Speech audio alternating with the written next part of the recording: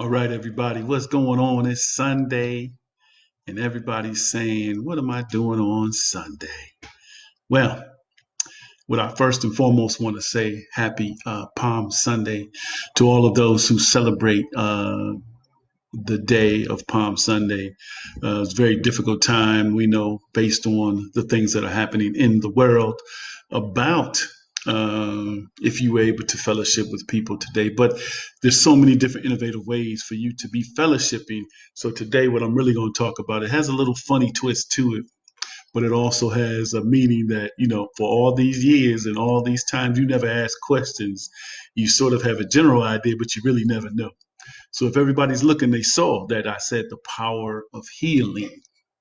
Because what's going to be most valuable and most important to everybody is how you heal going through this particular confinement in your home right now, or how you heal coming out of this. What do you do? Do you stay stagnant?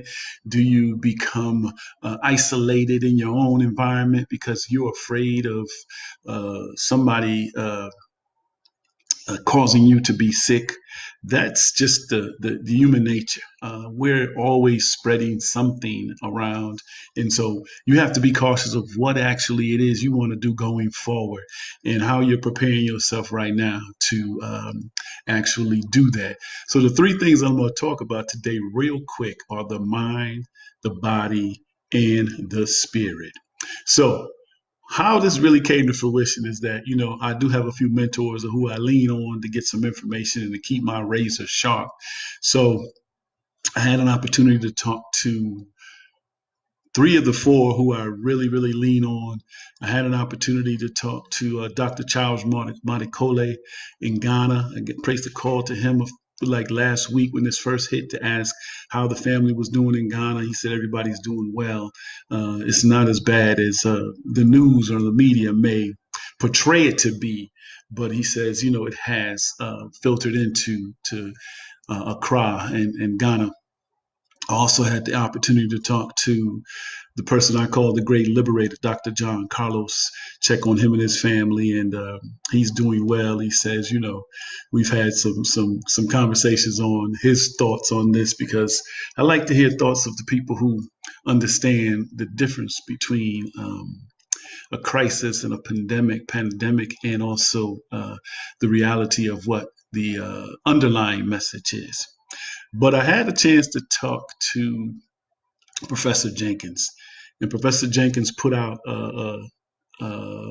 he has a weekend or weekday meditation, and this is what led me to believe this, because that's why I put in there: the doors of the church are now open.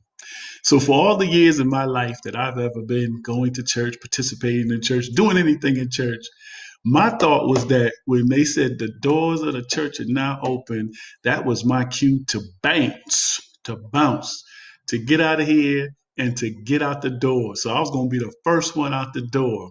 And so he and I were laughing, because what he said is the reality is that once you hear the message, it's the invite for you to join the church, or for you, once hearing the truth, you would come to the truth. And so that's why I said in this particular post that the doors of the church are open. Because what I'm going to try to provide you in this particular short segment is that we have the components within ourselves to actually liberate ourselves and open up the doors of the church. All right. So when I talk about the mind, most people think, the mind is a terrible thing to waste. That's what the United Negro College Fund has always stated.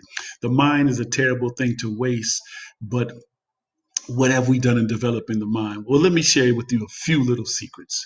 The mind, everybody's mind, goes through 50 to 75,000 thoughts every day. So that's 50 to 75,000 thoughts. It goes through and it deciphers those, and it puts those in categories for which the mind actually develops some things for them. And so in most cases, the mind, it gives us the confidence, it gives us the assurance, it gives us the resistance. It also gives you the knowledge, the power, the persistence, and the endurance. It also gives you and shares with you the pain, the doubt, the regret, the anger, Our mind deals with so many emotions every day that it puts your body on an emotional roller coaster. And many of us don't understand that. And many of us, we do that and we try to, subdue some things or uh, put these things into a category for which they have importance. And we don't prioritize our things in the event or the fashion for which we should prioritize those particular things.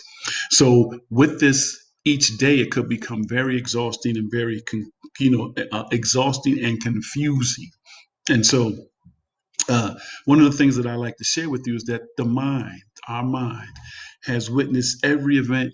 There's a saying that says under the sun. Remember, people used to say, oh, everything, that's something, everything under the sun. The mind has witnessed everything under the sun for 250,000 years. And so what happens is that the mind has already developed an action plan for everything that has happened. Only thing we do different is that there's a different plan of how we execute things based on the time that we're in.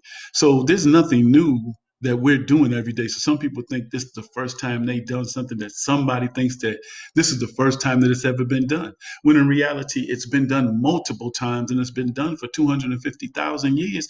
It's just been done in a different platform. As we evolve, we call it evolution. As we evolve through evolution, things just look different, but the things are the same, and that's what happens. The mind is the thing which tells us to make a change. For example, let me give you a few examples.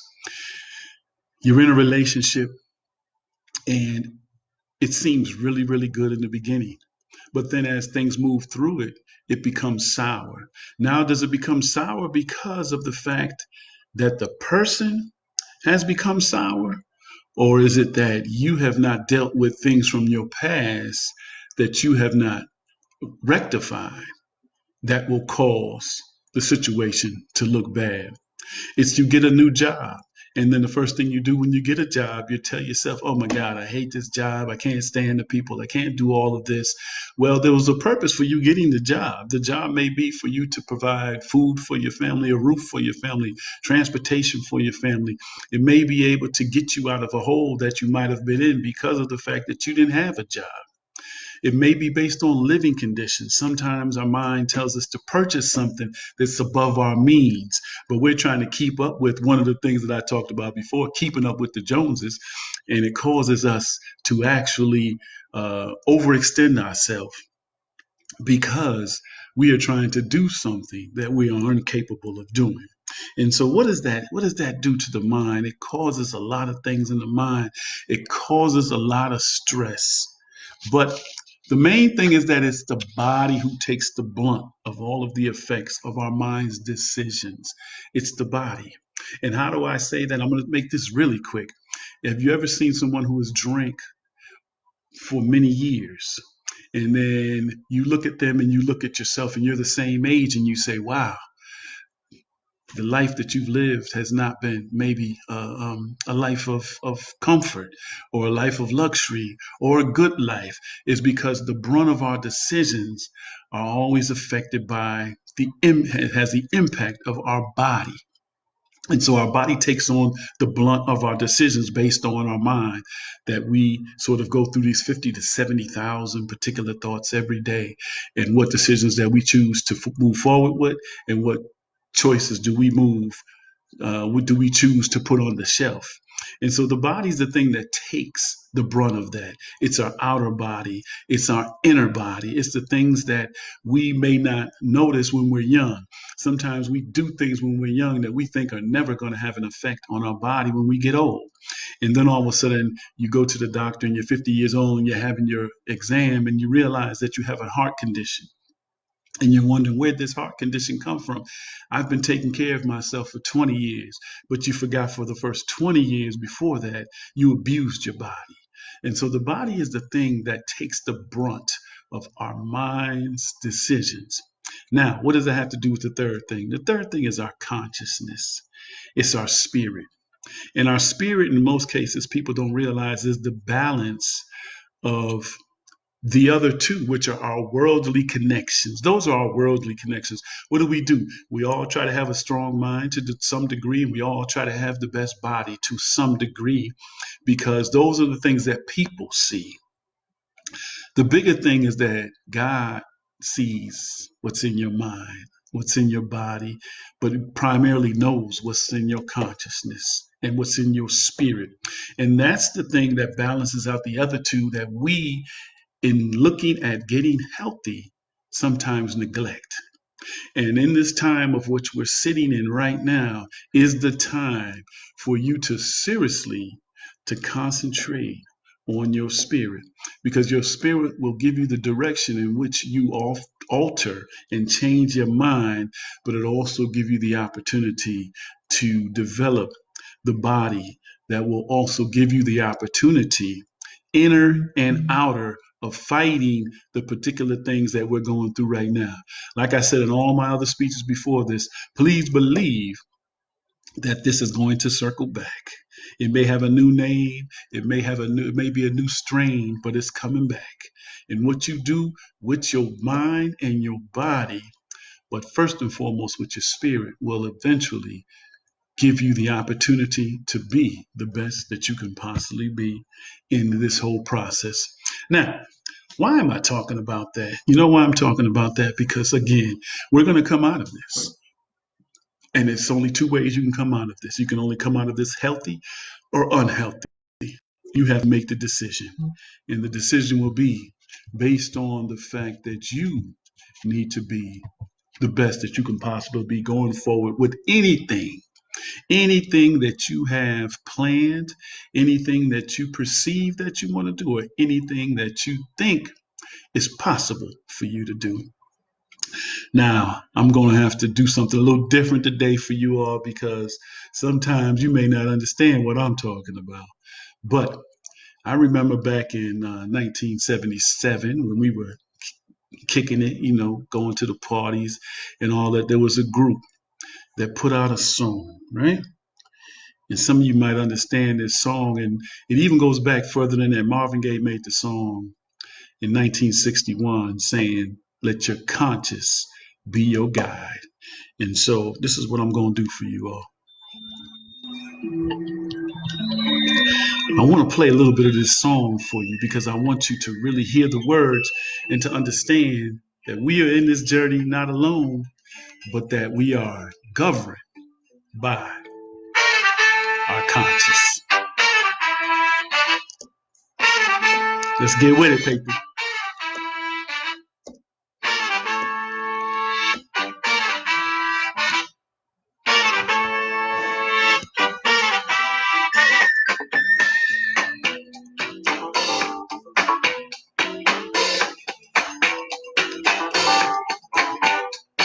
Say that you don't know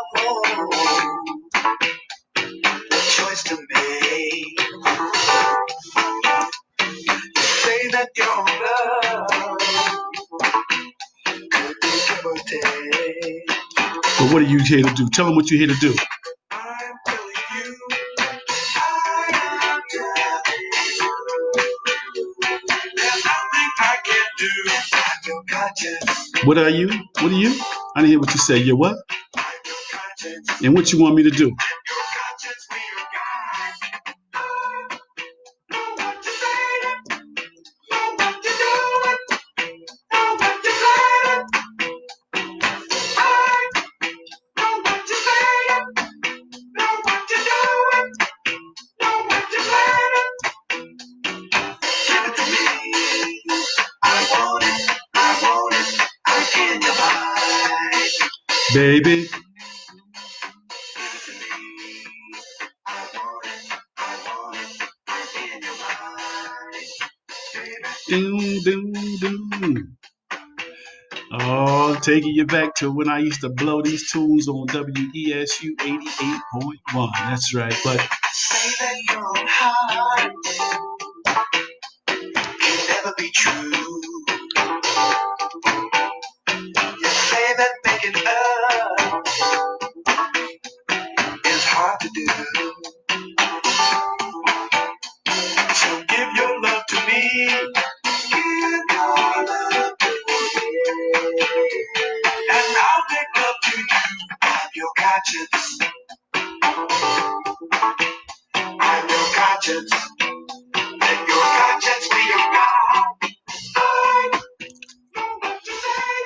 That's right, people. Your conscience knows what you're saying. Your conscience knows what you're doing. And your conscience knows what you're planning.